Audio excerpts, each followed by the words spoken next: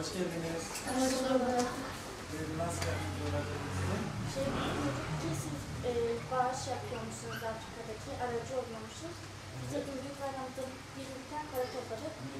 Size verirsek siz Afrika'daki muhtaç kardeşlerimize ulaştırabilir misiniz? Tabii ki. Bu para kardeşlerimize ulaştırmanızı istiyoruz. İnşallah yerine ulaşacaktır. Bu parayı Afrika'daki kardeşlerimize dağıtmak üzere sizden alıyorum. Allah kabul etsin inşallah. Teşekkürler.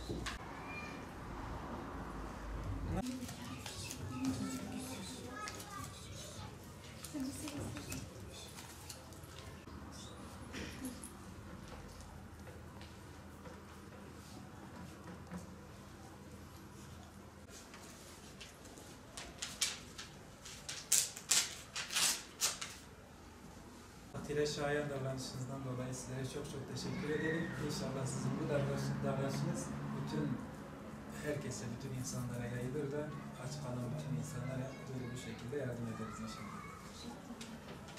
Biz buraya arkadaşlarımızla beraber televizyonlarda gördüğümüz kardeşlerimize yardım etmek için geldik ve birlikte aramızda para toplamaya karar verdik. Topladığımız parayı da Umut Kervanı aracılığıyla inşallah Afrika'daki yetim kardeşlerimize ulaştıracağız. Çünkü Peygamber Efendimiz demiş ki komşusu açken tok yatan bizden değildir. Onlar da bizim komşularımız sayılıyor. Onlar bizim kardeşlerimiz. Biz onlara yardım etmeseydik eğer Allah-u Teala diğer dünyada bize bunun hesabını sorardı. Bize öğretilen şekilde yardım etmeye çalıştık. Afrika ve diğer aç kalan ülkeler için ailemizin yardımı da var. Onlar için yardım topladım.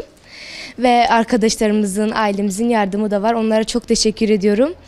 Ben işte onları görünce duygulanıyorum, yani kötü his oluyorum.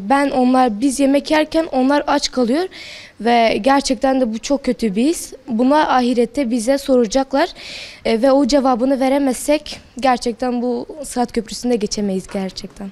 Bundan dolayı paralarımızı arkadaşlarımızla birlikte toplayıp Umut Kervanı'na gelip Afrika için bu paralarımızı verdik. Umut Kervanı olarak insanların bulunmuş oldukları kötü durumdan onları kurtarma, yardım etme adına elimizden geleni yapıyor ve yapmaya devam ediyoruz inşallah. Yardımları yapabilmemiz hayırseverlerin yapmış oldukları bağışlarla mümkündür. Bedenleri küçük ama yürekleri kocaman olan bu kardeşlerimizin yapmış oldukları bu davranış karşısında duygulanmamak elde değil. İmkan sahibi tüm hayırseverlerden de aynı davranışı yapmaları bekliyoruz. Bu küçük kardeşlerimiz toplamış oldukları paralarla Afrika'daki kardeşlerine yardım etme amacıyla topladılar. İnşallah biz de bu paraları Afrika'daki kardeşlerimize ulaştıracağız. Az da olsa onların ihtiyaçlarını karşılamaya çalışacağız inşallah. Bu güzel davranış karşısında onları takdir etmemek elde değil. Bu güzel davranışın, bu güzel hasletin toplumun bütün kesimlerinde yaygınlaşması temennisindeyiz. İnşallah bütün toplumda bu tür güzel davranışlar yaygınlaşır inşallah. Hayırsever kardeşlerimiz bu kötü duruma, bu insani kriz karşısında duyarsız kalmamalarını diliyoruz.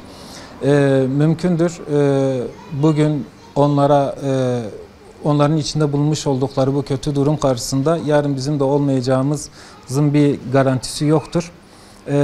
Biz yardım edelim ki yeryüzündekine yardım edelim ki gökyüzündekiler de bize rahmet etsin inşallah.